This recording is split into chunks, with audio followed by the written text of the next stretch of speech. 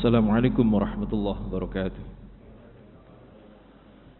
Bismillah, alhamdulillah, wassalatu wassalamu ala rasulillah, la hawla wa la quwwata illa billah, amma ba'd. Puji syukur pada Allah subhanahu wa ta'ala atas semua limpahan karunia nikmatnya. Di subuh yang mubarakah ini kita masih bisa melaksanakan sholat berjamaah. Salawat serta salam mari kita selalu aturkan kepada junjungan kita Nabi Muhammad sallallahu alaihi wasallam. Mudah-mudahan nanti kita mendapatkan syafaat beliau. Amin. Para jamaah rahimakumullah, seorang Mekah yang sudah masuk Islam tetapi dia masih menyembunyikan keislamannya, mendatangi orang-orang Mekah. Siapa kemarin, Pak? Masih ingat? Hajjat ibnu Alaq.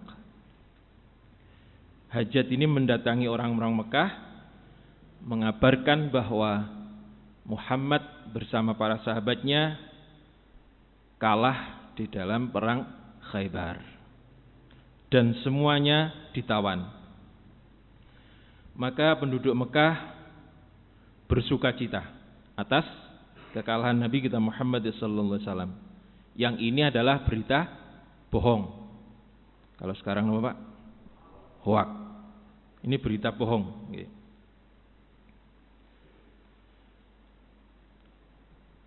Nah, hajat ini kemarin tujuannya adalah untuk supaya orang-orang Mekah ini mau mengembalikan hartanya dengan cepat. Sebab hajat ini punya simpanan yang dibawa oleh orang-orang Mekah. Jadi hajat ini tujuannya berbohong supaya nanti uangnya bisa cepat kembali. Nah, mendengar berita yang yaitu berita kekalahan Nabi kita Muhammad itu, ada paman Nabi yang masih tinggal di Mekah, yaitu Sayyidina Abbas bin Abdul Muttalib, itu kemudian jatuh sakit. Selama 3 hari dia tidak keluar dari rumah. Nah, karena penasaran, ingin memastikan berita itu benar apa enggak, maka Abbas ini menyuruh seseorang untuk memanggil Hajjat. Maka dipanggil Hajjat dan beliau bertanya kepada Hajjat, "Wahai Hajjat, kau kan tahu bagaimana cinta saya ini kepada keponakanku Muhammad. Kabar yang kau bawa itu yang menyebabkan saya sakit. Tapi saya ingin klarifikasi langsung. Saya ingin penjelasan langsung darimu. Benarkah berita yang kau bawa itu, wahai Hajjat?" Kata Hajjat, "Jangan keras-keras. Muhammad menang. Jangan keras-keras. Jangan dikasih tahukan siapa-siapa. Muhammad dan para sahabatnya menang." Lah terus kamu bilang ke orang-orang kalah itu maksudnya apa? Kata Abbas. "Nah, kalau itu saya ingin hartaku balik." Nah, saya mengatakan kepada mereka begitu. Kemudian alasan saya untuk membeli budak-budak tawanan orang-orang Madinah itu, supaya mereka senang dan mereka mau mengembalikan harta saya. Kira-kira begitu yang disampaikan oleh Hajjat ini. Nah, nanti kalau hartaku sudah balik, saya nanti akan cepat-cepat pergi ke Madinah. Nah, kalau dirasa nanti sudah aman, sudah kira-kira orang Mekah tidak bisa mengejar saya, silahkan kau ngomong sesukamu kepada mereka. Nah, itu yang disampaikan oleh Hajjat. "Kapan kamu berangkat, wahai Hajjat?" "Nanti malam," kata Hajjat. Maka para jamaah rahimakumullah, malamnya ini Hajjat ini berangkat dan diantar oleh orang-orang Quraisy dengan sukacita. "Selamat wahai Hajjat, semoga sukses, beli budak sebanyak-banyaknya." Nah, setelah kira-kira Hajjaj ini aman dari kejaran orang-orang Quraisy, maka Sayyidina Abbas ini kemudian mandi, memakai baju yang bagus, memakai minyak wangi, kemudian keluar untuk tawaf. Nah, melihat Abbas ini, orang-orang Mekah semuanya tertawa. Ah, Abbas, kamu begitu supaya nggak kelihatan sedih ya, supaya kelihatan hebat. 3 hari kemarin nggak keluar itu. Maka kemudian Abbas ini mengatakan, saya nggak pura-pura. Hari ini memang saya sangat gembira, kata Abbas. Hari ini saya sangat bahagia. Lah, sejak kapan kamu bahagia? Wong kemarin kamu nggak keluar sedih kok, sekarang ngomong bahagia. Sejak kapan? Saya bahagia karena keponakanku Muhammad telah menang dan bisa menaklukkan Khaybar. Kata siapa? Itu kata orang-orang Quraisy. Kata siapa? Kamu berita dari mana? Padahal kemarin Hajjaj baru datang dari Khaybar dan mengatakan bahwa Muhammad dan para sahabatnya kalah dan jadi tawanan. Wahai orang-orang Quraisy, dengarkan saya. Hajjaj itu bilang sama saya bahwa Muhammad ponakanku itu menang dan mampu menaklukkan Khaybar. Nah, dia bilang begitu kepada kalian supaya hartanya balik dan Hajjaj ini akan pindah ke Madinah.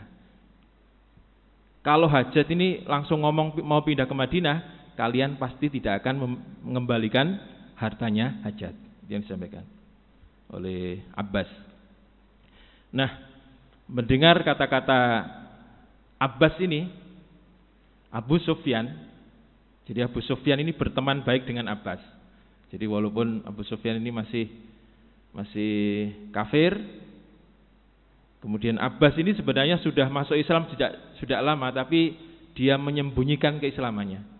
Dan beliau ini masih tetap tinggal di Mekah. Untuk apa? Untuk memata-matai pergerakan orang-orang Mekah. Jadi Nabi tahu tentang 10.000 pasukan yang menuju ke Madinah, yaitu di perang Khandaq itu, ya kabar dari Sayyidina Abbas ini. Maka Abu Sufyan ini mengatakan, jujur, dengarkan saya. Kalau saya lebih percaya kepada Abbas daripada Hajjaj. Sebab Abbas itu dari kecil tidak pernah bohong. Sementara kita ini tidak tahu siapa Hajjaj itu. Kecilnya di mana, besarnya di mana. Dan nampaknya kita telah ditipu oleh Hajjaj. Itu yang disampaikan oleh Abu Sufyan. Dan benar, setelah beberapa waktu kemudian terdengarlah kabar yang valid bahwa Nabi kita Muhammad SAW berhasil mengalahkan dan menaklukkan Khaybar. Inilah perang Khaybar, perang terbesar antara kaum muslimin dan orang-orang Yahudi. Setelah itu sudah tidak ada. Nah, para jamaah rahimakumullah, kemenangan di perang Khaybar ini membawa dampak yang luar biasa. Jadi banyak sekali utusan-utusan dari luar daerah yang datang kepada Nabi untuk bertanya ajaran apa sebenarnya yang dibawa oleh Nabi kita Muhammad SAW. Mereka ingin tahu lebih dekat. Termasuk utusan-utusan dari negara-negara Kristen. Tetapi walaupun demikian sebagian mereka juga ada yang tidak beriman, tetap pada ajarannya. Nah, sekarang kita kembali sedikit peristiwa yang terjadi sebelum perang Khaybar. Tepatnya adalah setelah perjanjian Hudaybiyah. Jadi perjanjian Hudaybiyah ini merupakan titik awal, titik tolak daripada dakwah Nabi kita Muhammad SAW. Jadi bisa berkonsentrasi ke Khaybar dan bisa melakukan korespondensi atau mengirimi surat-surat kepada raja-raja di sekitar Madinah, sekitar Mekah, atau di Jazirah Arab, atau bahkan melebihi tapal batas Jazirah Arab. Seperti ke Habasyah, itu kan sudah melebihi Jazirah Arab.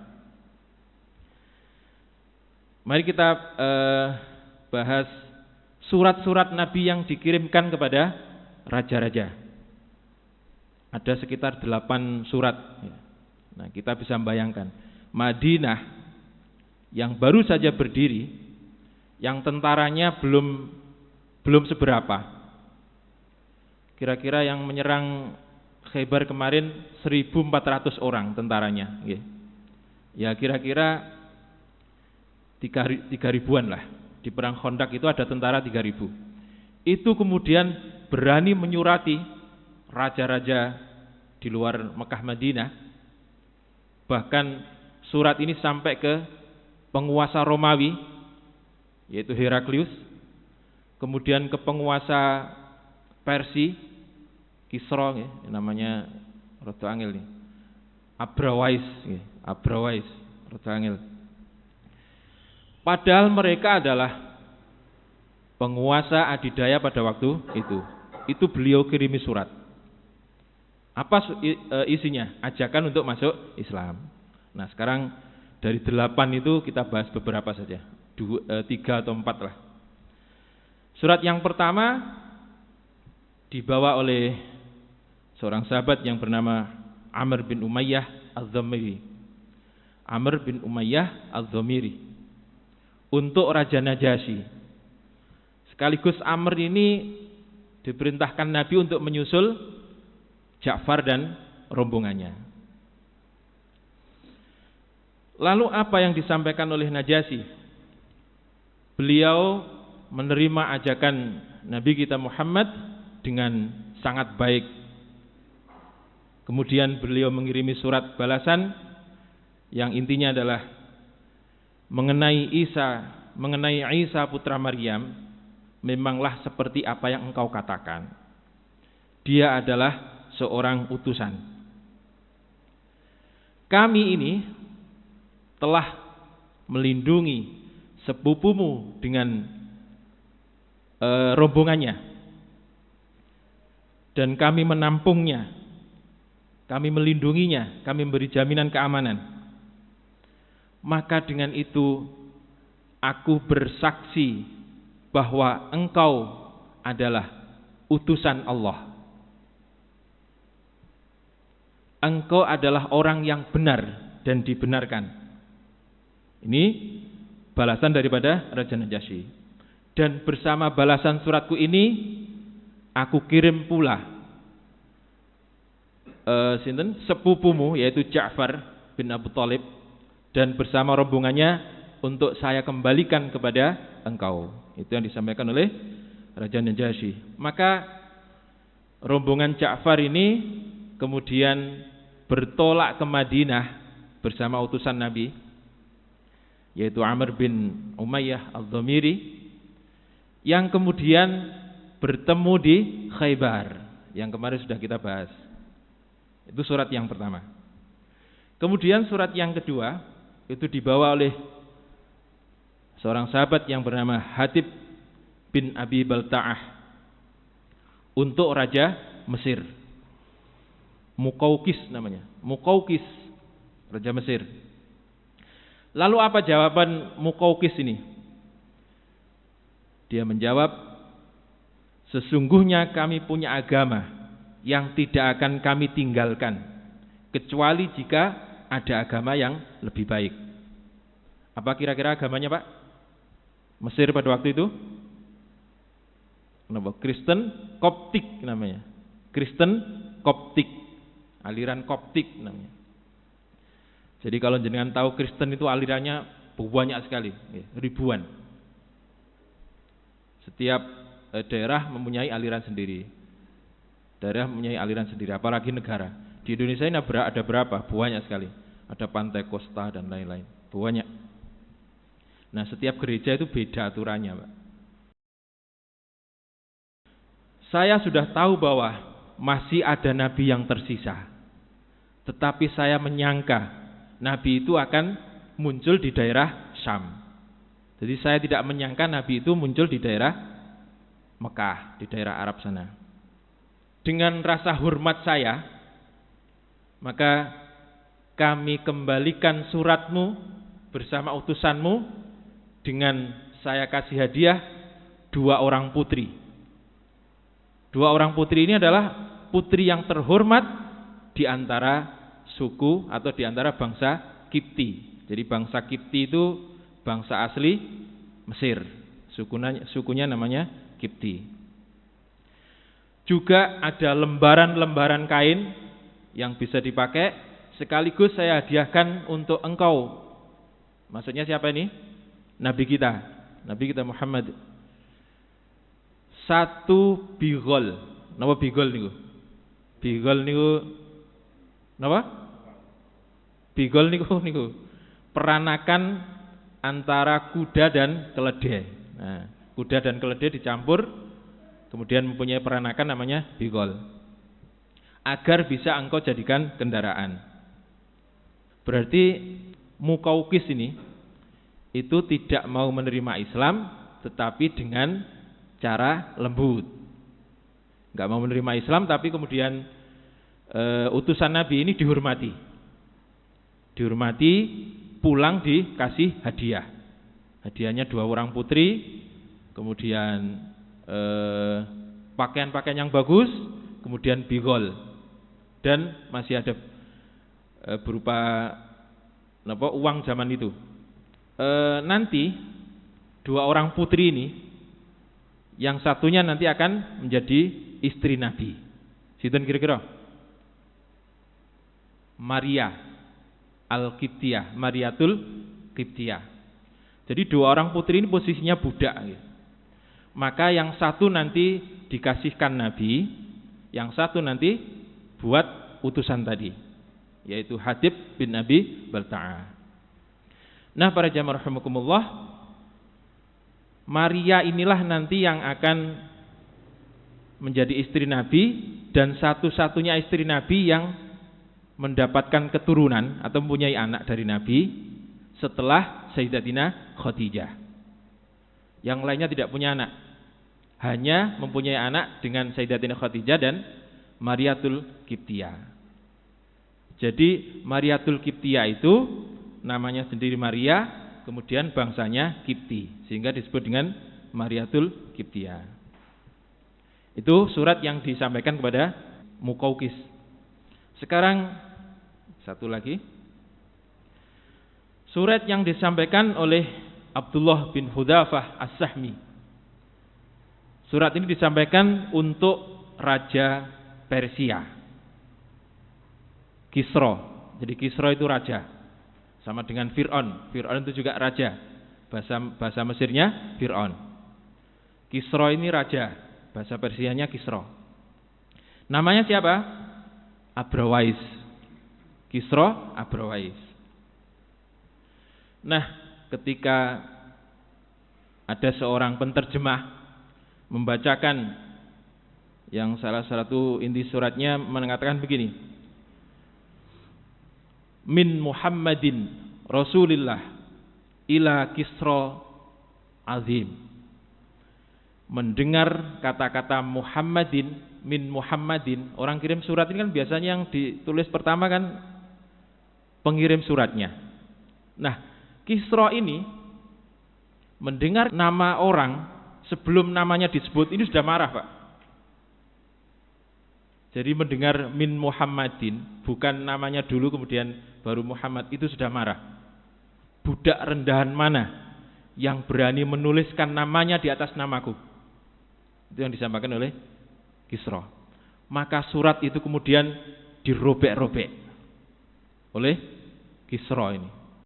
Karena sudah posisi tidak aman, utusan ini kemudian langsung keluar dan menuju ke Madinah. Utusan Nabi. Siapa tadi, Pak? Abdullah bin Hudzafah As-Sahmi. Maka kemudian Kisra Abrawais ini menyuruh Raja Yaman. Jadi Yaman pada waktu itu masuk wilayah Persia itu untuk menangkap Nabi kita Muhammad, namanya Bazan. Gubernur atau Raja Yaman pada waktu itu namanya Bazan. Maka Badan ini kemudian diperintah Kisra untuk mencari orang yang bernama Muhammad dan disuruh menangkap dan disuruh menghadap ke Kisra. Budak rendahan mana yang berani menuliskan namanya di atas namaku? Jadi kalau ada sisa-sisa sekarang itu, digitukan saja sudah ngamuknya luar biasa ya, mirip-mirip ini, mirip Kisra Abawais ini. Maka kemudian Badan ini mengirimkan 2 orang algojo ke Madinah untuk mencari Nabi kita Muhammad sallallahu alaihi wasallam. Kemudian bagaimana tanggapan Nabi? Bagaimana reaksi Nabi terhadap surat beliau yang dirobek-robek oleh Kisra ini? Akan kita bahas pada pertemuan yang akan datang. Demikian, mudah-mudahan manfaat. Kurang lebihnya mohon maaf. Wassalamualaikum warahmatullahi wabarakatuh.